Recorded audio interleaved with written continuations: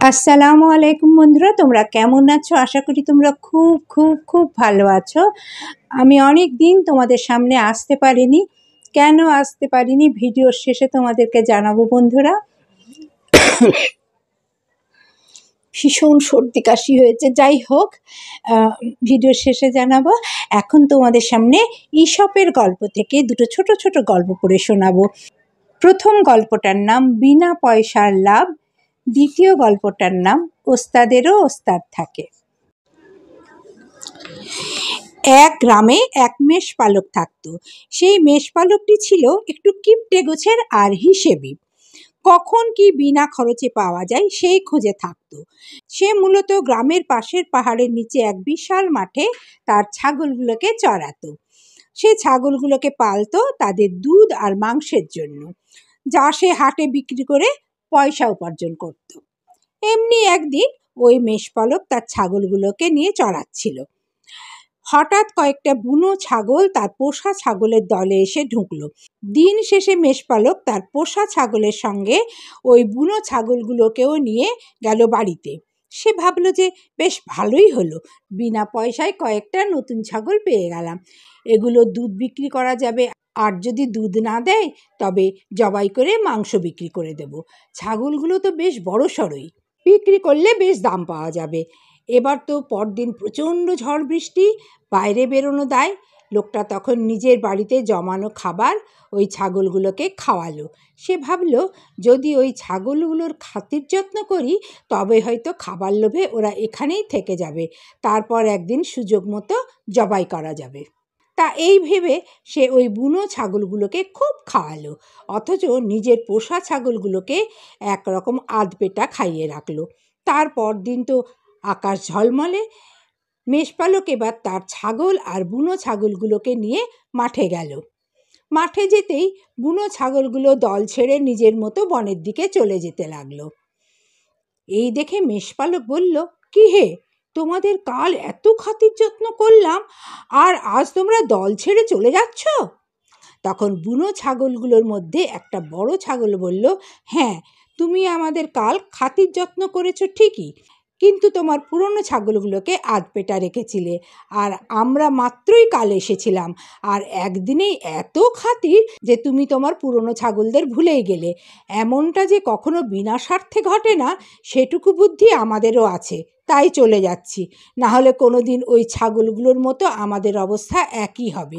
নীতি কথা হচ্ছে, বিনা স্বার্থে কেউ কারো তোষামোদ করে না। এবারে তোমাদের সামনে দ্বিতীয় গল্পটা পড়ে শোনাচ্ছি। গল্পের নাম ওস্তাদেরও ওস্তাদ থাকে। এক বনে এক সিংহ বাস করত। সে তার জীবনের অনেকটা সময় পেরিয়ে এসেছে। এখন সে বুড়ো হয়ে গেছে। সে এখন আর শিকার করতে পারে না। থাবায় জোর আর আগের মতো নেই, পেশিতে শক্তিও নেই। তাই সে এখন দিনের বেশিরভাগ সময় গুহায় বসেই থাকে। এমনভাবে তো আর বেশি দিন যায় না। খিদের জ্বালা বড় জ্বালা, কিছু তো একটা করতেই হয়। তখন সে একটা বুদ্ধি ঠাড়ালো যে পুরো জঙ্গলে রটিয়ে দিবে যে সে খুব অসুস্থ। বনের পশুরা যেন তাকে একবার শেষ দেখা দেখে যায়। তো যেমন কথা তেমন কাজ, সারা বনে রটিয়ে দিল যে সে অসুস্থ। এবার এক এক করে পশু সিংহের সঙ্গে দেখা করতে গেল, আর সত্যি সেটা তার জীবনের শেষ দেখা হলো, কারণ কাছে গেলেই সিংহ তাদের ধরে খেয়ে নিত। এভাবে দিন যায়। সিংহের তো ভালোই চলছিল। এদিকে শিয়াল কিন্তু এখনও অমুখ হয়নি। শিয়াল লক্ষ্য করছিল, যেই সিংহের সঙ্গে দেখা করতে যায় সেই আর ফিরে আসে না। শিয়াল কিন্তু সিংহের সব ছলছুতো বুঝে গিয়েছিল, কিন্তু তবুও সিংহের নির্দেশ বলে কথা, যেতে তো হয়ই। তাই একদিন সে গুটি গুটি পায়ে গিয়ে হাজির হলো সিংহের গুহার সামনে। গুহার সামনে এসেই শিয়াল থমকে দাঁড়ালো। সিংহ তখন শিয়ালকে বলল, এসো শিয়াল ভায়া, গুহার ভেতরে এসো, কতদিন পরে এলে, আমি যে মরতে বসেছি। শিয়াল কিন্তু এক পাও এগোলো না, বরং গুহার বাইরে দাঁড়িয়েই বলল, আচ্ছা মহারাজ, একটা কথা জিজ্ঞাসা করি। এতদিনে আপনার কাছে বহু পশু এসেছিল, কিন্তু যেই আসে সেই বেপাত্তা হয়ে যায়, এটা কেমন? আর এখানে এসে দেখছি যে যারা এসেছিল তাদের পায়ের ছাপ গুহার ভেতরে তো যাচ্ছে, কিন্তু বাইরে আসছে না। তার মানে কি তারা আসার পথ ভুলে গেছে, তাই নয় কি? এই শুনে সিংহ যেই নাকি উঠে আসবে তখনই শিয়াল সেখান থেকে দে দৌড়। এবার আর সিংহের ফন্দি শিয়ালের কাছে খাটল না। নীতি কথা হচ্ছে, নিজেকে সর্ববুদ্ধিমান কখনো ভাবা উচিত নয়। বন্ধুরা, তোমাদের গল্প দুটো কেমন লাগলো তোমরা অবশ্যই জানিও। আজ যেটা বলছিলাম আমি কেন আসতে পারিনি, একটার পর একটা অসুস্থতা বন্ধুরা। হাজব্যান্ড তো খুব অসুস্থ হয়েছিলেন, হঠাৎ করে এই মাসের 2 তারিখে তাকে তো ভর্তি করা হয়েছিল ডিসান হসপিটালে। তারপরে অনেক দিন আইসিইউতে ছিলেন, তারপর ওনার পেসমেকার বসানো হয়। তারপরে এখনও ওনার কি হচ্ছে, 5 তারিখ অপারেশন হয়েছে, 7 তারিখ ছুটি হয়েছে। তারপরে বন্ধুরা এই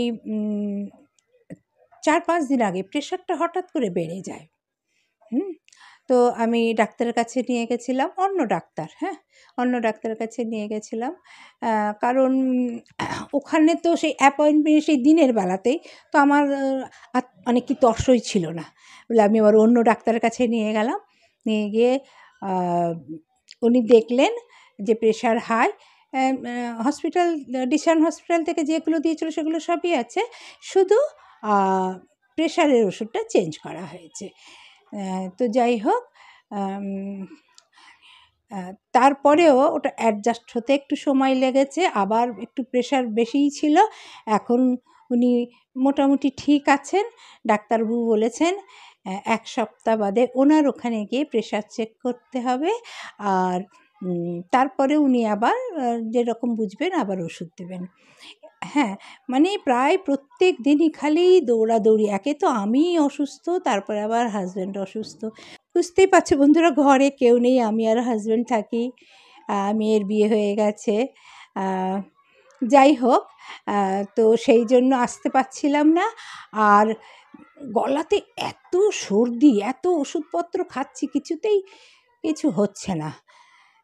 যাই হোক, দেখি আগের থেকে একটু কমেছে, মানে শুধু গলায়। দেখি কতদিনে ঠিক হয়।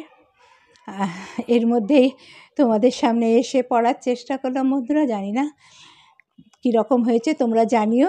আর তোমরা সবাই খুব ভালো থেকো। তোমাদের গল্প দুটো ভালো লাগলে লাইক কমেন্ট করো, শেয়ার করো। তোমাদেরকে অফুরন্ত ভালোবাসা আর বড়দের শ্রদ্ধা জানিয়ে এখানেই শেষ করছি। তোমরা সবাই খুব ভালো থেকো। আবার আসবো নতুন গল্প নিয়ে তোমাদের সামনে। আল্লাহ হাফিজ।